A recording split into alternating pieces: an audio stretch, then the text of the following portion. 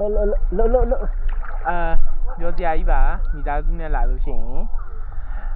ပြောရမယ်စင်ပြေပေါ့နော်ကြိုက်တာပြောဖက်ချက်လည်းတက်တာရယ်ဖက်ချက်မတက်တာ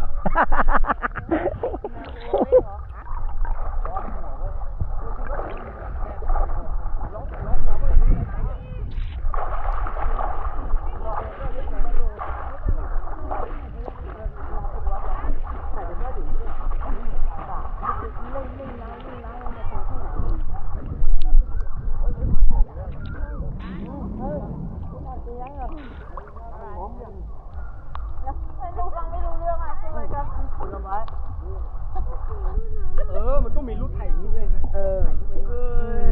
เนี่ยเขากล้องเขาเลยต้องมีกล้องด้วยเขากล้องเขาเลยไหนเราไม่มีกล้องแล้วไม่รู้ว่าเขามีถุงใส่ไว้ให้เราก็เลยไม่ได้เอากล้องมาถ่ายให้ด้วยนะแล้วกันทีละเลยให้น้องเขาถ่ายให้ล่ะแล้วน้องเขาส่งให้